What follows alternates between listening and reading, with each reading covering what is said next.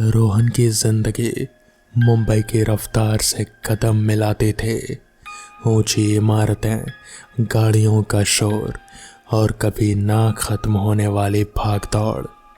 उसके लिए गांव, खेत खलिहान और शांत रातें बस किस्से कहानियों की बातें थीं। लेकिन जिंदगी कब कौन सा मोड़ ले ले, कौन जानता है। एक शाम वो जब अपनी कॉर्पोरेट नौकरी की थकान मिटाने के लिए कॉफ़ी पी रहा था, उसके फ़ोन की घंटी बजी।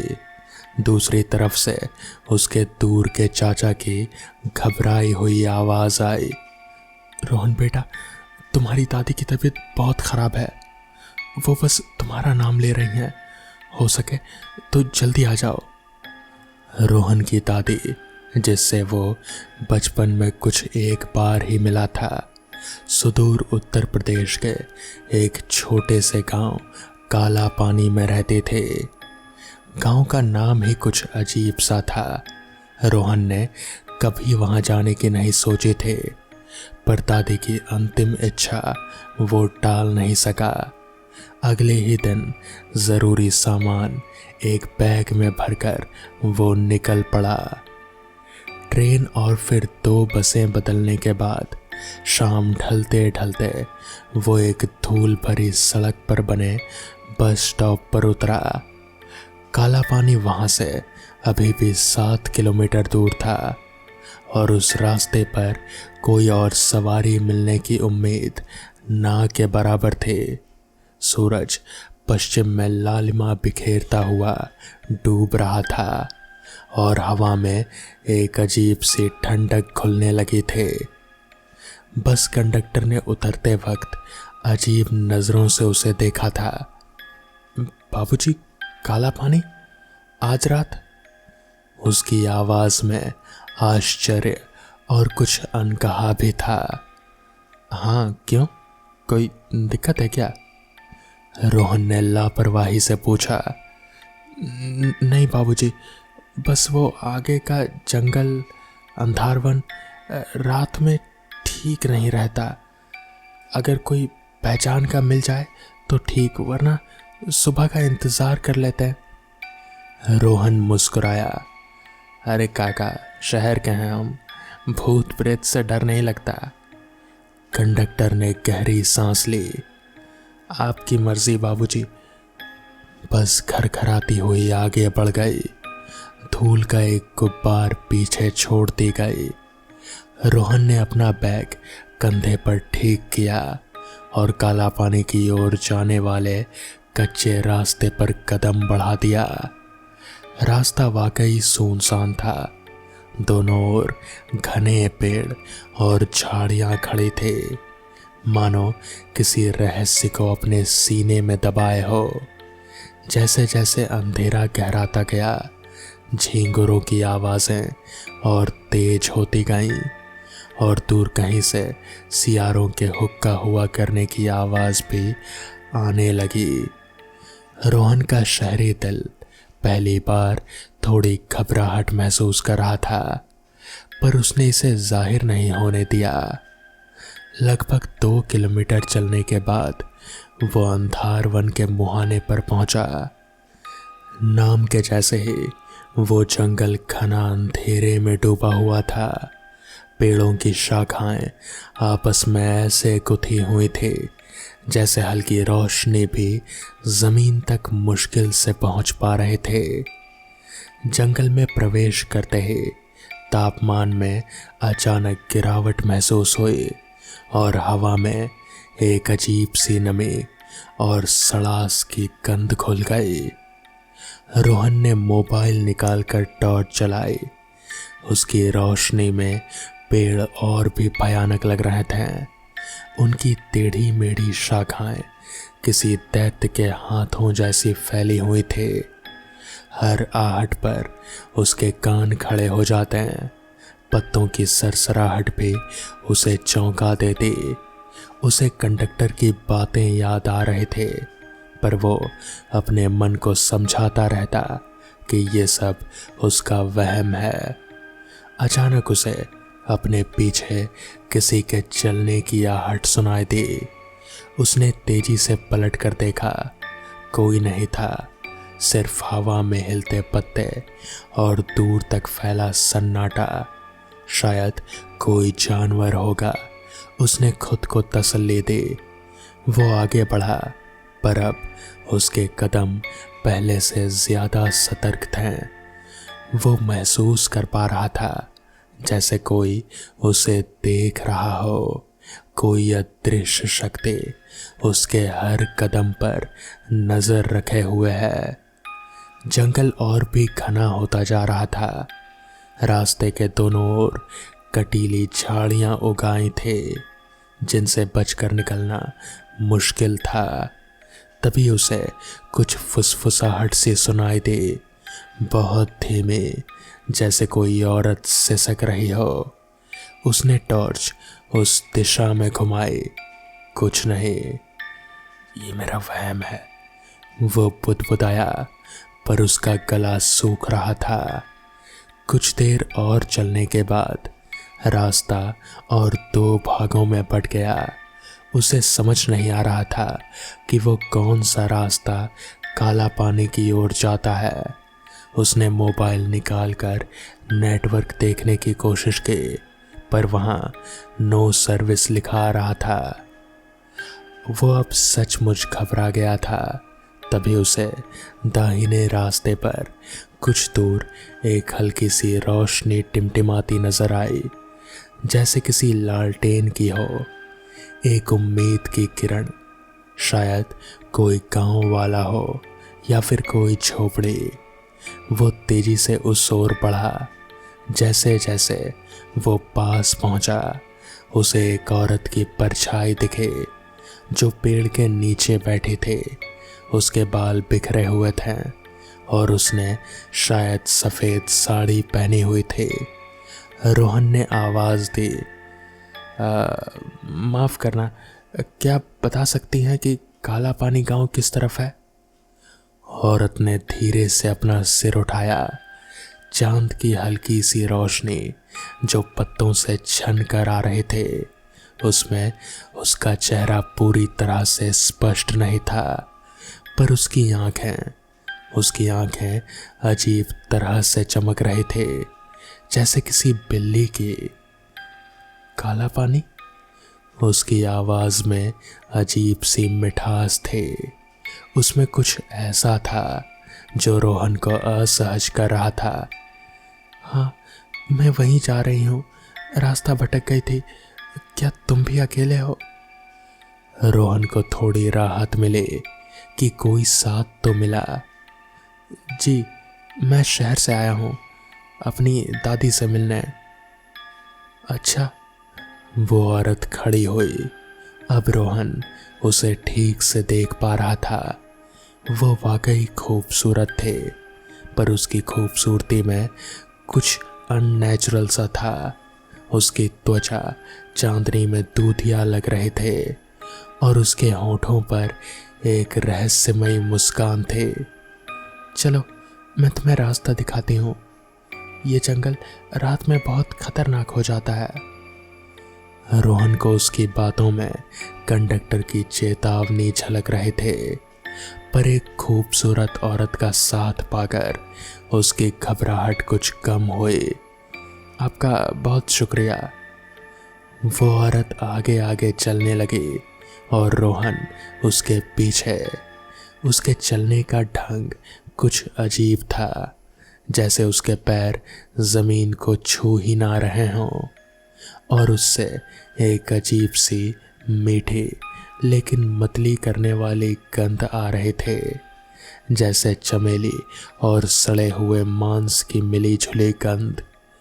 रोहन ने इस विचार को झटक दिया, शायद जंगल की ही यह गंध होगी।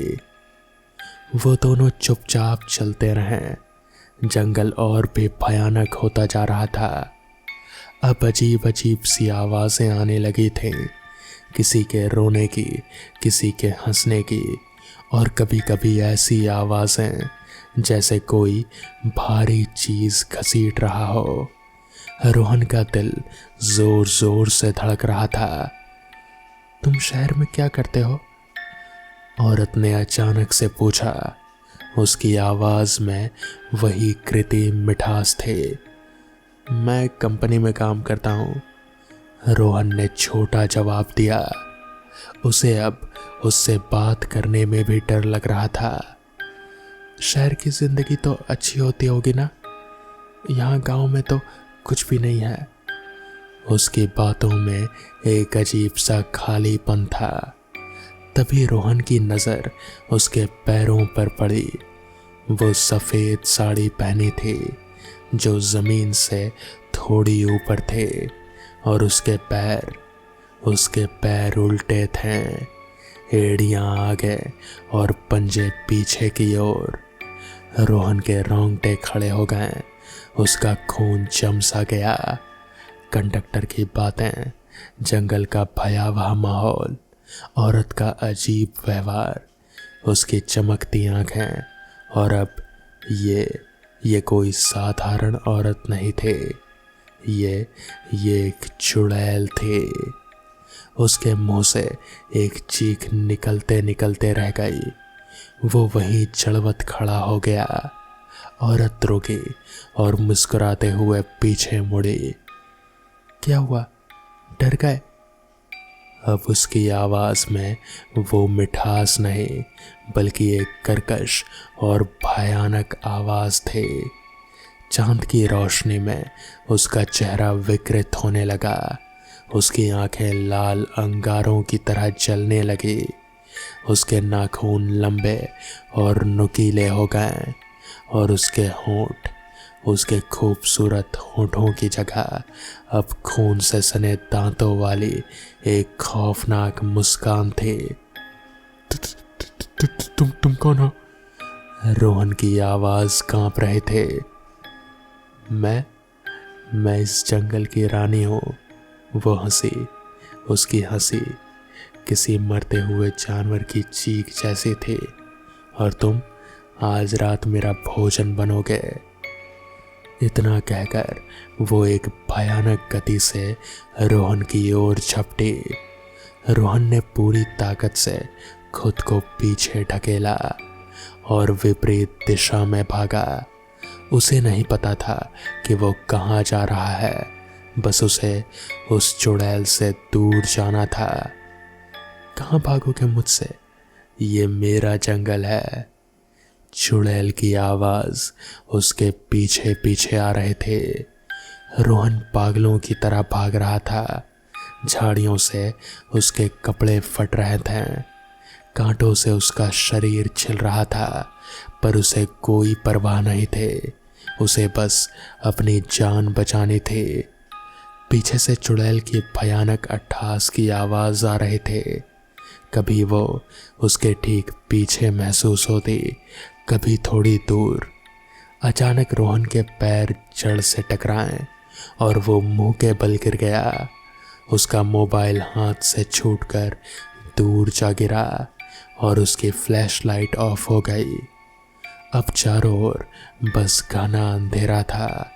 उसने उठने की कोशिश की, पर उसके टखने में शायद मोच आ गए थे। अब कहाँ जाओगे? चुड़ैल की आवाज ठीक उसके ऊपर से आई। उसने ऊपर देखा।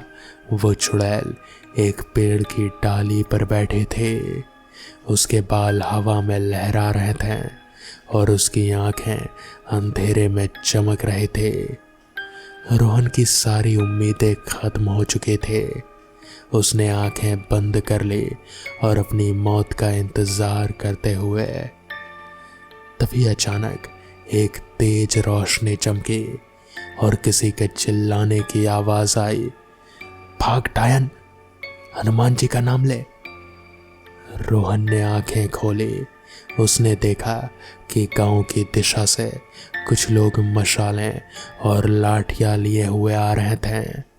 उनमें से एक अधेड़ उम्र का आदमी, जिसके हाथ में चमकता हुआ त्रिशूल था, चुड़ैल को ललकार रहा था। चुड़ैल ने गुस्से में फुफकारा और उन लोगों पर हमला करने की कोशिश की, पर त्रिशूल की चमक और जय हनुमान के नारों से वो पीछे हट गए। तुम सब बचोगे नहीं, मैं फिर आऊंगी, ये कहकर वो अंधेरे में विलीन हो गए। पर उसकी कर्कश हंसी अभी भी जंगल में गूंज रहे थे। वो अधेड़ आदमी, जो शायद गांव का पुजारी था, रोहन के पास आया। बेटा, तुम ठीक तो हो? हमने जंगल से चीखने की आवाज़ सुनी तो दौड़े चले आए। रोहन अभी भी सदमे में था। वो कौन थी?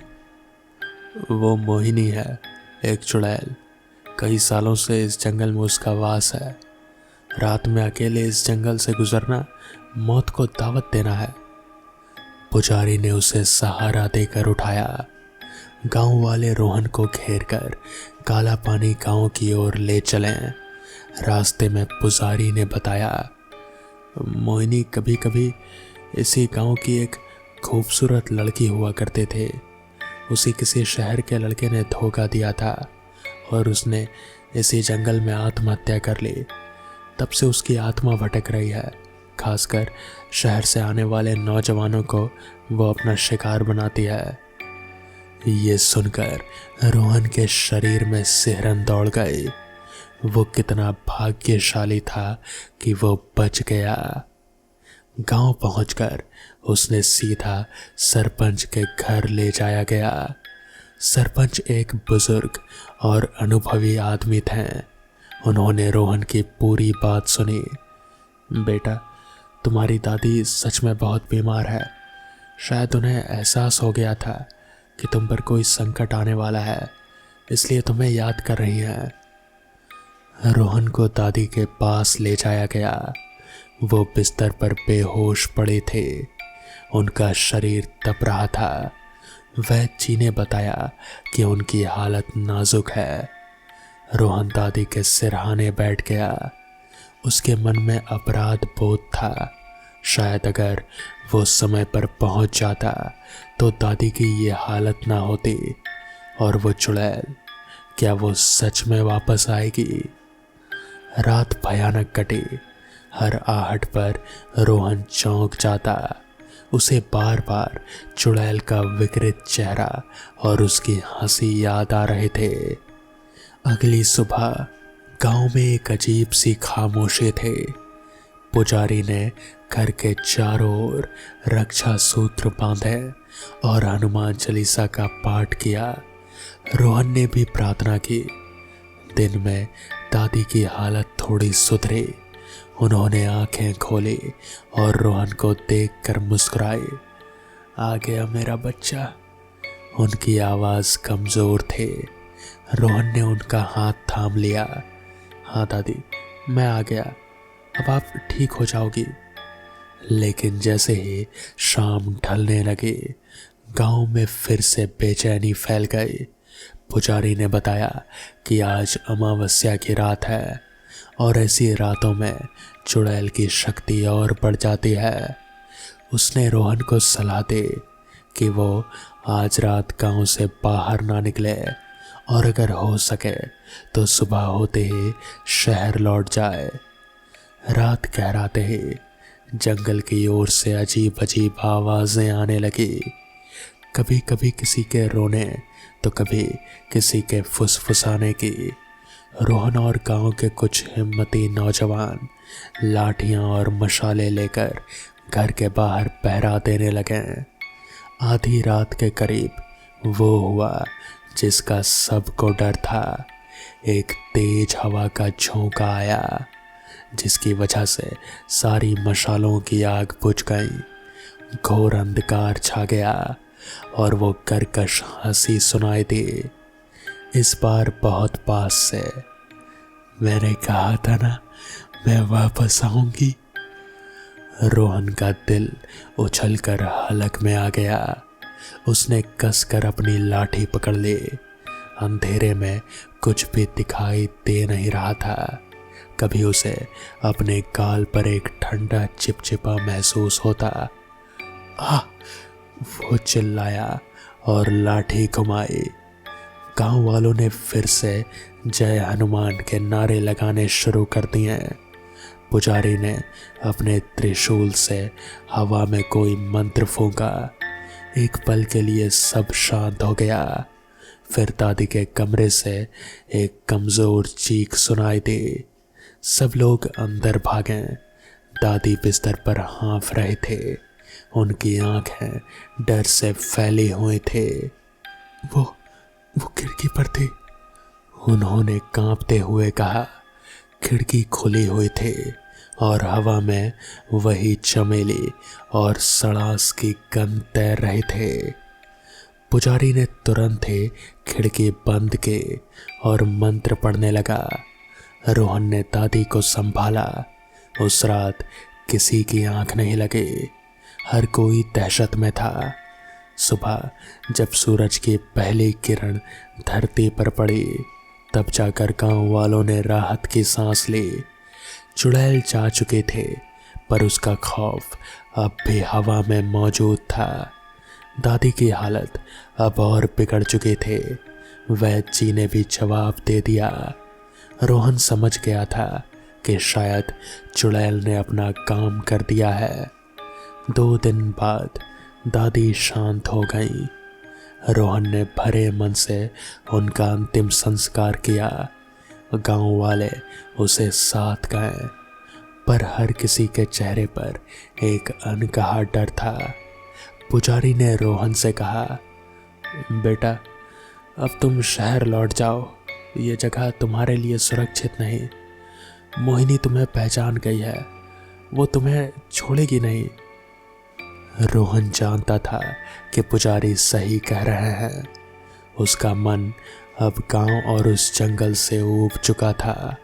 अगले दिन वो शहर के लिए रवाना हो गया। बस स्टॉप पर उसे वही कंडक्टर मिला। इस बार उसने रोहन को सहानुभूति भरी नजरों से देखा। मैंने कहा था ना बाबूजी। रोहन कुछ नहीं बोला। वो बस में बैठ गया था। शहर लौटकर भी रोहन को कई रातों तक नींद नहीं आई। उसे बार बार वही भयानक जंगल और वो चुड़ैल का चेहरा और उसकी हंसी याद आती रही। उसे लगता जैसे कोई अदृश्य शक्ति अभी भी उसका पीछा कर रही है। उसने काला पानी गांव या अंधार वन के बारे में फिर कभी किसी से बात नहीं की। वो भयानक रात और वो अजनबी चुड़ैल उसकी जिंदगी का एक ऐसा काला अध्याय बन गए थे जिसे वो कभी नहीं भूल सकता। कभी कभी वो जब रात में अकेला होता तो उसे लगता जैसे खिड़की के बाहर से कोई उसे घूर रहा है और हवा में चमेली और सड़ास की गंध मिली जुली तैरती रहती थी। क्या मोहिनी सच में उसका पीछा कर रही है या फिर ये बस उसका वहम मात्र था? ये एक ऐसा सवाल था और यही अनसुलझा रहस्य उसे सबसे ज्यादा डराता रहता था। जंगल की वो भयानक रात उसे हमेशा के लिए उसके जहन में एक खौफनाक सस्पेंस बनाकर रह गए थे।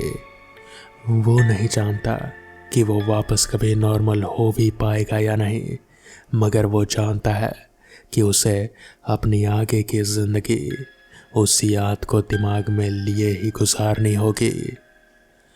तो दोस्तों, ये थी आज की कहानी।